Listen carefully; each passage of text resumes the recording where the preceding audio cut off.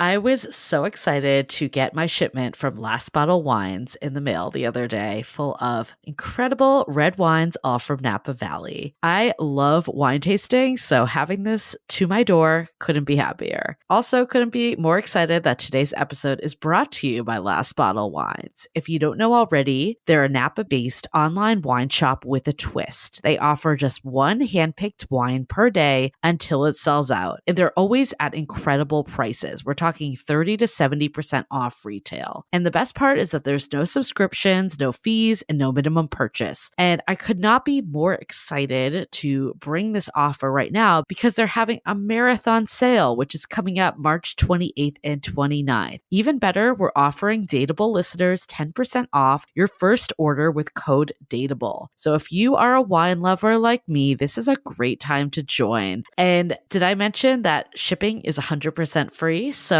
what are you waiting for? Mark your calendar for March 28th and 29th, or get on it earlier if you want. You can sign up at lastbottlewines.com and use code DATEABLE and find out why Last Bottle is the most fun way to discover and buy amazing wine. We are so thrilled to be partnering with Hinge. Hinge is the dating app designed to be deleted. As you all know, I'm a huge Hinge advocate as I met my partner of almost 3 years on the app. Even before meeting him, Hinge was always my go-to app because I met more relationship-minded people here and had some great dates. Clearly, I haven't been on the app for a little while, but I re-downloaded it to check out some of the new features. One that stood out to me was the voice prompt, my best friend's take on why you should date me, where your friend can hype you up. Not only does this make the profile creation less daunting, but it's not always easy to see your own green flags. So to test it out, I asked Yue some fun prompts to get her take on what I could put if I was dating again. So the first one, how long have we known each other? What was your first impression of me and how has that changed? Julie and I have known each other for almost 10 years. My first impression of Julie was that she's very social, but I've learned that she has a lot more depth to her beyond the social butterfly that she is. My next prompt, what do you think are my green flags? I would say she's deeply loyal. She believes in love, curious mindset, and she is fearlessly ambitious. And then last but not least, what kind of friend am I? Julie is the kind of friend who will always have your back, no matter what. Damn, that feels nice to hear. So download Hinge and try voice prompts today. Then find someone worth deleting the app for. Hi, I'm Yue Xu. And I'm Julie Kraftchick. We're active daters turned dating sociologists. Here to dive into everything modern dating and relationships. Welcome to the Dateable Podcast. Hi, everyone. Welcome back as we answer your burning questions. Consider us your dating doctors. Dr. Love. I'm just kidding. We're here to diagnose you and heal your dating trauma, your illness. Oh gosh, I hope we never have to call ourselves that. But that is kind of how we see these episodes of Brunch Talk, is we're helping you talk through whatever it is that you're going through. One, make sure you know you're not alone in this. And two, get a fresh perspective on what's going on in your head. And we love, love, love getting your questions, especially when they've been left in reviews. We said that we are going to bump up the ones in reviews, and we got one. So thank you for the 5-star review. And we're so excited to get to the burning question. The burning question is, in early dating, how do I come off not so strong that I scare people off? In more context, hello ladies, I'm a 30-year-old woman who needs some guidance in dating. I think my anxious attachment style sabotages most of my new relationships. I need help with pacing myself. I tend to come on too strong in the beginning, and I've realized that most people don't like that. Can you recommend some guidance on how to approach the first month, 2 months, etc. of dating? Spoken like someone who has true anxious attachment style, because I certainly had that while dating, is that the more you think about being anxious, the more anxious you get. Yeah. And so I suspect what's happening with you is that you get so in your head in those early days of dating that you ignore how you truly feel about this person. And all you want to do is just to keep them around. Make sure that you're chosen.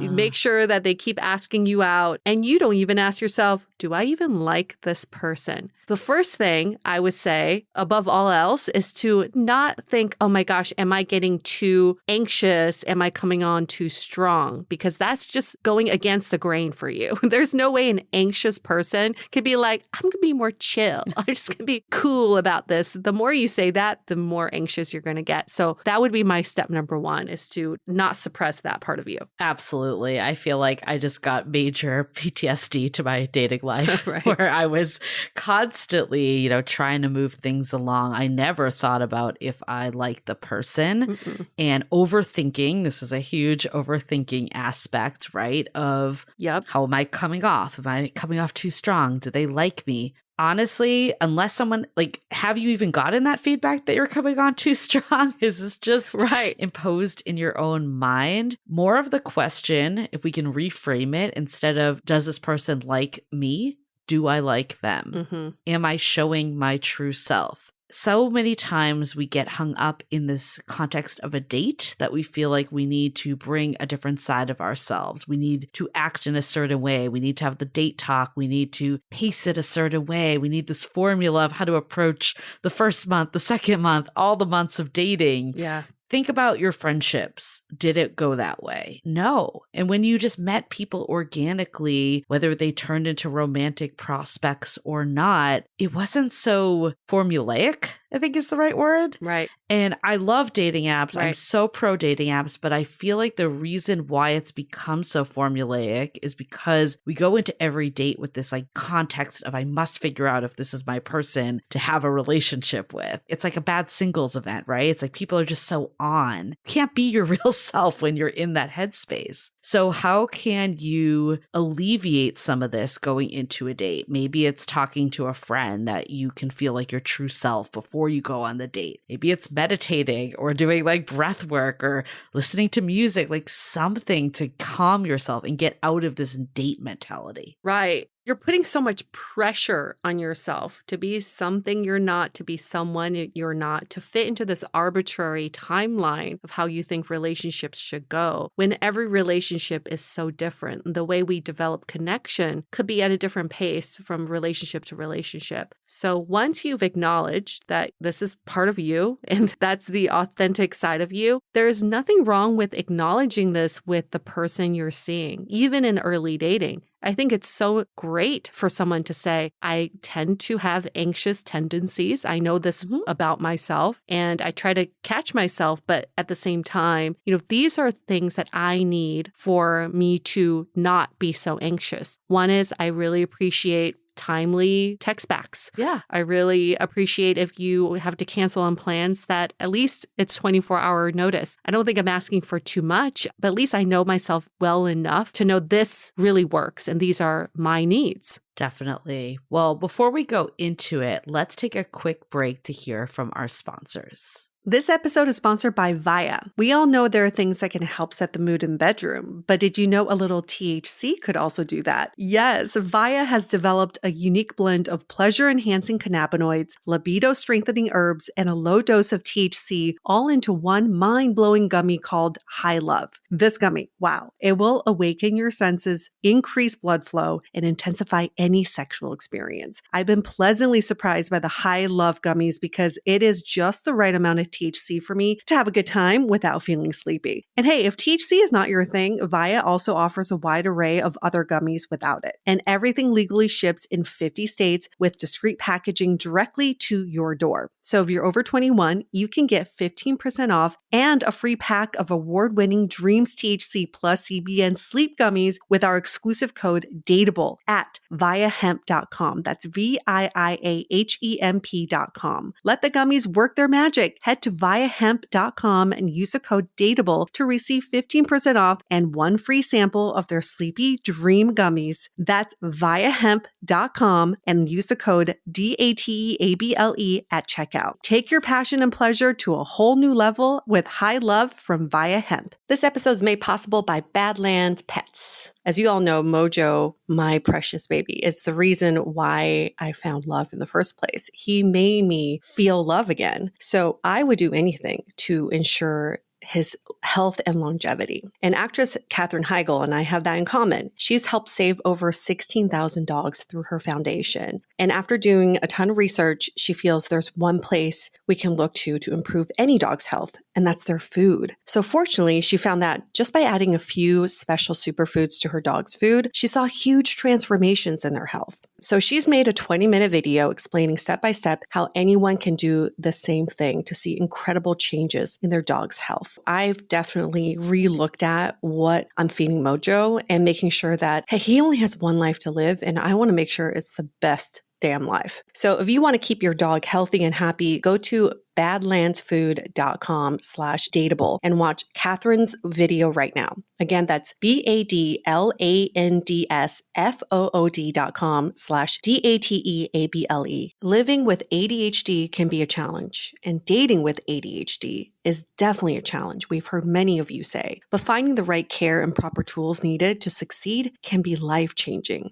Done is an online ADHD care platform that can get you all the resources you need to help manage your ADHD. Online visits, refills, and a 24/7 care team made for you. In just 1 minute, Done's online assessment can help kickstart your ADHD treatment journey. With experienced clinicians, worry-fill refills, and online visits, you can start getting personalized care as soon as today or tomorrow. So contact an expert team that can help you around the clock and get a personalized treatment plan just for you. Here's how you do it. Take a free 1-minute assessment and book an appointment with a licensed ADHD clinician as soon as the next day. Get continuous care, one-click refills, insurance coverage, and 24/7 care team support with Done for just $79 a month, and pharmacy copays as low as $0. Visit get.donefirst.com/podcast to learn more. That's get.donefirst.com/podcast to learn more. Done. Turn ADHD into your strength. Yeah, I mean, this is definitely taking me back. I can feel 10 years ago, Julie. Actually, I would say all the way to maybe 5 years ago. I had a solid chunk of time that this was my mentality. Absolutely. So I feel the pain and feel like we're always looking for this like silver bullet of how to date. Mm-hmm. And I know like when I first started dating, I felt like I didn't have as much experience maybe as other friends of mine. So I felt like I was at like a deficit, that I needed to learn all the things. And that's what brought me to all the dating books. And some of them were quite terrible. Most of them. When I look back on it, like The Rules, Why Men Love Bitches, all of those. Oh my God. But the real purpose for it was to find that formula.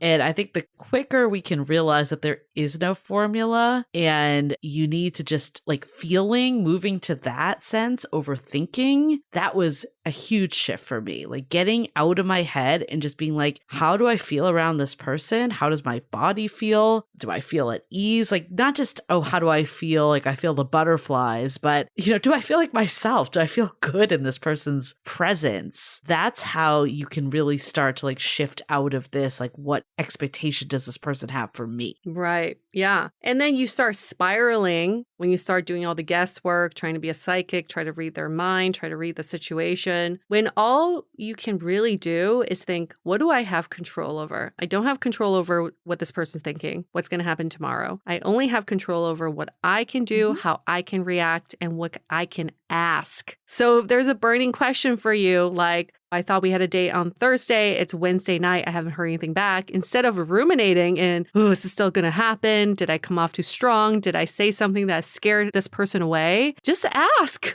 Yeah. Hey, I think we have a date. Yeah. I think we have a date set for tomorrow. I just want to make sure we're still on. Are you still good? That's all you can do. And then you get your answer instead of trying to guess what it is. The anxiety comes from the unknown. And when you have unknowns in your head, you can flip that and say, what can I get answers to? Yeah. And that's the moment to take advantage of and say, okay, these are the unknowns and I'm going to get answers to answer these unknowns now. And I'm still curious, is this just something you're projecting or has someone actually told you that you come on too strong? Right. Yeah. So, we are big fans of the exit interview over here. So maybe you could ask someone. like why, things didn't work out. A former flame. A former flame. Or maybe it's going to your friends. Sometimes your friends can actually see some patterns that you don't see yourself. That might actually be an easier first step. Do you come on too strong? You probably come on strong with them too, which is okay. If that truly is your personality type, that just might be your personality type. And the right person will be down for it. If you have friends or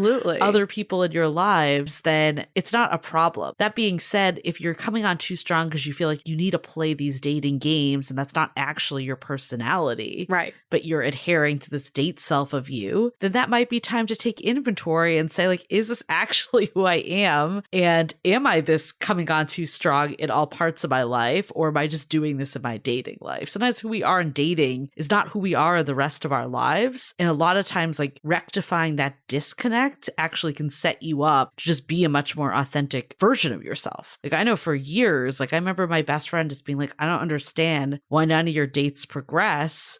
You're a social person. And it's because I had this like whole other persona that I was bringing. Right. That wasn't actually me. And then when I lost it, one, it was so much easier because I didn't have to put on a front. And then people actually were attracted to me because I was who I was. People can feel when you're doing something that's not authentic to you. What's that cheesy line? You can only be you because everybody else is taken. Yeah. That's really it. I like this. As cheesy as that is, you have to stay true to yourself. And when you make statements like, I come on too strong, I scare people off, that is such a relative, subjective statement. What's someone to say you come on too strong? What is that in comparison to? Or is that a limiting belief that you have? Like Julie said, the right person will be at the same pacing as you and want to go at that pace. And if someone says, whoa, you're moving too fast, you're coming on too strong, like that person's not ready for you. Yeah. Like, get the fuck out. Like, that's not a right fit for you. We experienced this, Julie, in the exit interview. We had Tia, who was our resident cool girl syndrome.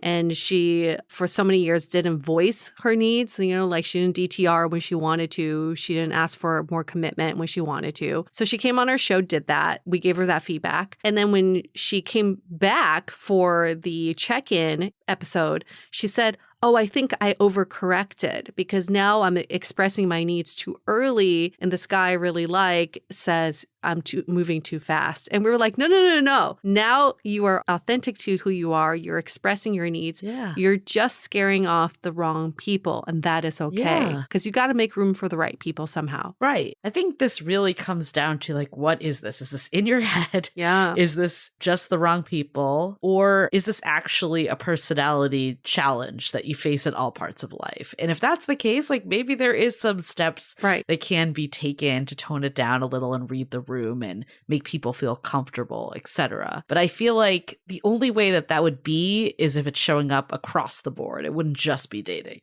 Yeah, exactly. Well, this is a good personal development journey kind of exercise, and you just have to get out of your own way in all of this. And I know you're looking for concrete answers like month number 2, you can ask for a sleepover. No, this is not how dating works. There is no timeline to follow. We cannot tell you if you do A, B, and C, you're going to find the love of your life. So much of dating is trial and error, and so much of it is messy. Yeah. And that's what makes it beautiful. So just kind of thrive in the mess of it, in the unknown, rather than asking for these answers that do not exist. And it's creating it with the person. Yeah. I remember like with my current partner, we saw each other a lot. Like it was like multiple times in the week. And me a few years ago would have been scared off by that. Or me that wasn't into someone would have been scared off by that. But I was down because I was 1, ready to be in a place that I shared my life with someone, and 2, I enjoyed being with my partner. So much of it is how do you figure out what works for the two of you, and also staying true to what you want. If you're the type of person that wants to see someone multiple times a week, maybe at the very beginning, if they're not there yet, you can be, adhering to that because that's a conversation you're having to figure out both of your comfort level. But if it gets down the line in a couple months in, they only want to see you once a week and you want someone that you're spending the whole weekend with, then you're probably just not at the same place of what you're actually looking for. But these are all conversations. What's right for one couple is not for another, it's just not so black and white. So figure out what is it that you want. How do you want a relationship to look? And then just talk about it with someone. Find a middle ground to begin with and see what feels okay and what doesn't. That's right. Relationships are a negotiation. Dating is a negotiation. Think about it. When you like ask someone out on a date, does Tuesday work for you? How about at 7? Do you like sushi? It's a lot of these questions because you're trying to understand what the other person's preferences are. That's the same thing as in early dating too. It's like, hey, I want to see you this weekend. How do you feel about that? And then you negotiate from there. You can't expect that other people know what your cadence is. And you can't also expect that your cadence is what they want as well. It's a constant negotiation. And I would also say in relationships, at least in the ones I've been in, there's a ramp up period and a chill period. You ramp up, chill, chill. You cannot be ramping up the entire relationship, but you also can't be chilling the whole time either. So you go through like these evolutions in a relationship. And as long as you're both paced right, you're aligned on your pacing, it doesn't matter what's moving fast or what's moving slow. If you're moving at the same speed, it's all the same. Yeah, I have a comment on that. But before, I'm not sure how I feel about relationships are negotiation. I know it's a very common saying. I would rather look at it as relationships are collaboration. I like that word. How do we, work together to find what's right for us? But that's just a semantic thing. And I know people say that all the time, but it's one of those things that I'm like, I don't know. The older I get, the more it becomes a negotiation because I get more set in my ways. And that makes it feel like a fight against each other, like a debate. I don't like that. That's what I don't like. Yeah, but it does. I get it. But a collaboration is comes from a place of openness that it's like, I usually like to do this on Wednesdays, but what do you like to do? And we can create that plan together. Has to start somewhere. Someone has to make a suggestion. Otherwise, the needle's not moved and the relationship is just stagnant. And I think the beginning parts of the relationship, I agree with you that it kind of like, there's different parts that fluctuate. The beginning is inherently awkward. It's inherently confusing. People don't know each other. We don't know how this other person operates. So give yourself grace, give the other person some grace as you're navigating this time and just find what works for you. From experience, I feel like it naturally will ramp up if both people want it to. And then if it doesn't, that's a conversation. Yeah. And if someone can't meet you or at least be willing to get there, I think what I've learned over time too is we're not always on the same pace because it's two humans coming together, but they need to get to,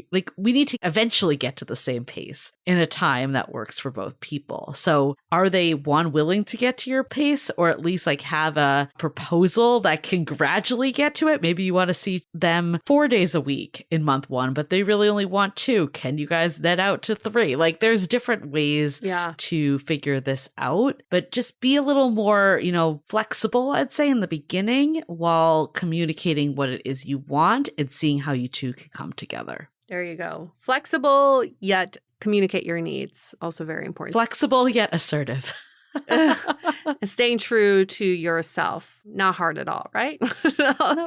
3 really simple things. No, we get it. It's not that easy, but at least we can all practice these skills now. Thank you for that question. Thank you for writing it in the review. This is why we bumped it up. It's a good one. Above the hundreds of other questions that were submitted. So you're welcome, but we also thank you. If you also like your question to be bumped, just do exactly what this person did. Give us a 5-star review in Apple Podcasts. And you can write it in the body of your review with your question. We'll get to it right away. Or you can, I guess, do the old-fashioned way, DM us on Instagram at Dateable Podcast, or you can email us hello@dateablepodcast.com. Okay. Well, we will see you next week. Bye. The Dateable Podcast is part of the Frolic Media Network. Find more podcasts you'll love at frolic.media/podcasts. You can follow us on Instagram at Dateable Podcast and visit dateablepodcast.com for access to all the episodes and our premium programs. Also, make sure to subscribe today if you haven't already on Apple Podcasts, Spotify, or your favorite podcast platform so you are the first to get all the latest episodes. And most importantly, stay dateable.